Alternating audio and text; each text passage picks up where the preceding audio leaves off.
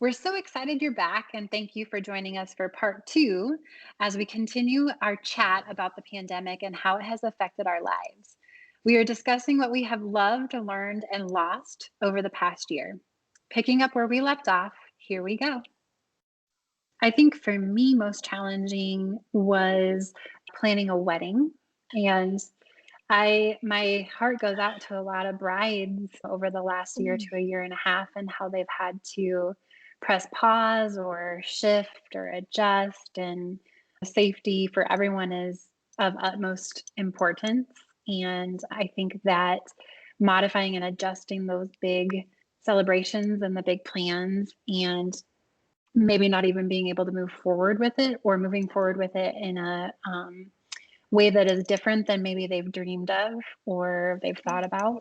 So I would say for us, it was the planning of a wedding was a little bit tricky and a little bit interesting to work through. It's, do you do a micro wedding? Do you elope? Do you have a mini wedding? What are you able to do?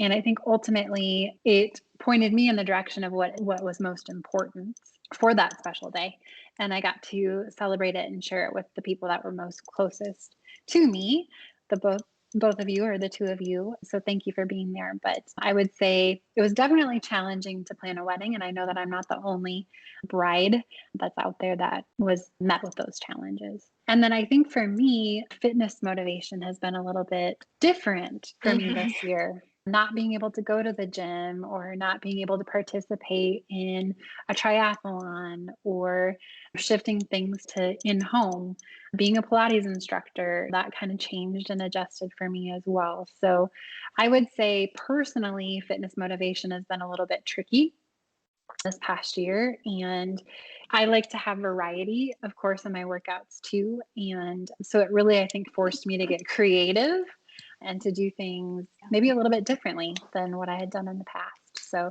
getting a bike at home, spending more time outside, running, walking, that type of a thing. So I would say those two have been big challenges, but I also think sometimes when we're met with those challenges, it makes us step back and reevaluate things, which leads me Mhm. to my third question. So, what is one thing that has changed in your life for the better?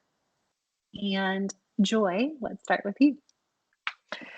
Oh, I think definitely hitting that reset button, slowing down for sure, and just putting things into perspective and giving it up per se, knowing that it's not about me, it's not about my plan.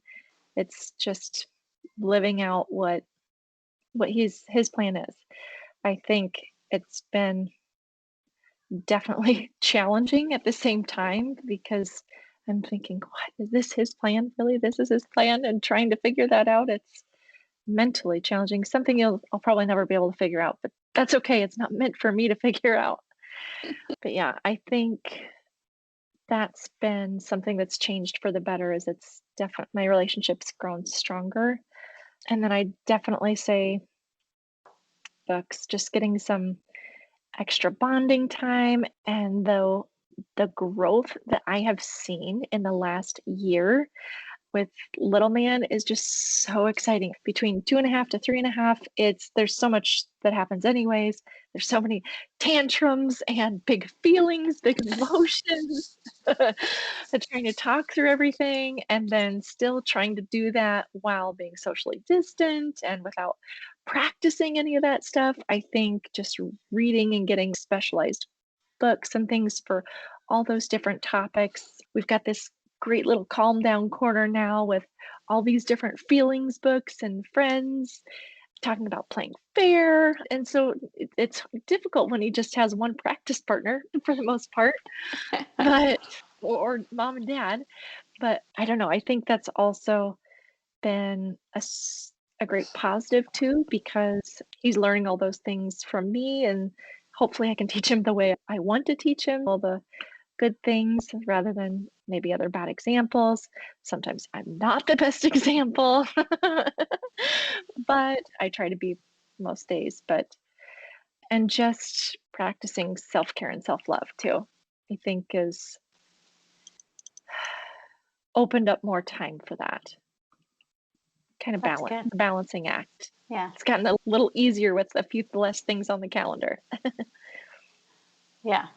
That's a perspective I for sure think that is something that's changed for the better for me. And there's not a single person living today who wouldn't be able to say that their perspective on at least something has changed in the past year. But I think it just really reined in exactly what's important and letting go. I think all three of us are control freaks. So that's something we definitely have in common. And Yep. I'm older than both of you, so I am experiencing, now that I'm an empty nester, that it's a little bit easier to let go of things anyway. But that still lives in me for sure. It's been a year-long lesson in letting go and patience, and to your point, Joy, of self-care, like prioritizing me for the first time really not ever, since I became a mom, for sure.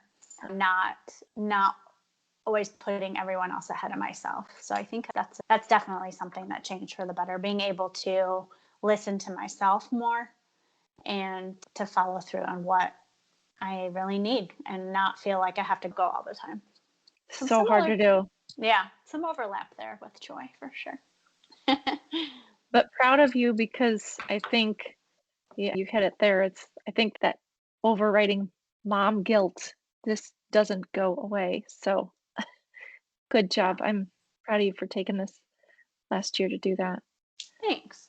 Yeah, I think women listening to this podcast will relate, whether they're moms or not, especially those of us who are type A and can like to control things and are driven and competitive, and we've always wanted to be successful or to what's the next achievement kind of a thing.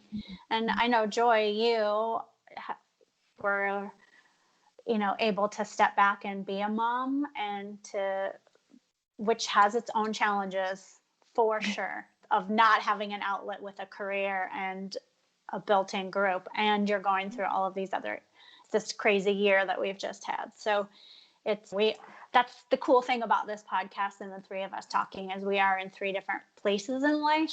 And so we're going to be able to relate to so many women out there. Prioritizing your own self-care is so important. And we will probably say that 5 million times in this podcast. I just betcha. We should start counting. Andy, how about you? What's better for you? Sure. I absolutely love the letting go. You saying letting go. Like, I think if that could encapsulate everything for the year, I think things were forced on us and there was resistance to it. At first, I think there was a ton of fear and wanting to be safe. And then it was just like forced change. And I think we all had to let go, right? We had to let go of a world that we used to know. We had to let go of things that we were able to do. So thank you for saying letting go. I think that definitely is a good summation of what this past year has been for a lot of people. I agree with that. Yes. Amen. Good. I think for me, the past year has really made me step back and evaluate what's important. And Carly, I think you articulated this too, but it's really made me intentionally slow down as well, and to really find gratitude and really just reevaluate what the next steps are. And I don't know, I've just found so much gratitude. And I think that there's been a lot of struggling, and I think there's been a lot of heartache that has happened over the last year for so many people. And so I think oftentimes when we're met with this challenge to have to let go, we have to step back and realize what's important. And I think sometimes the change can be hard, but I think that oftentimes good things come from it as well. And maybe all of us are still trying to work through what the good things are that are coming from this pandemic. So I would say that. And yeah, just gratitude and stepping back. And then I also think too, I'm really enjoying not having to drive everywhere and being able, to connect virtually, and to be able to do this and to really create a home office. And I think that home has really been redefined. We're spending more Mhm. time as a real estate agent. I'm seeing that home offices are the number one thing that people are looking for, and they're wanting more space. And so I think that the pandemic and COVID is really shaping and shifting how we all define home as well and how we spend our time. So those are my thoughts. Yeah. Love all of Okay. that. We're so happy that you joined us for this two-part series. We'd love to hear from you.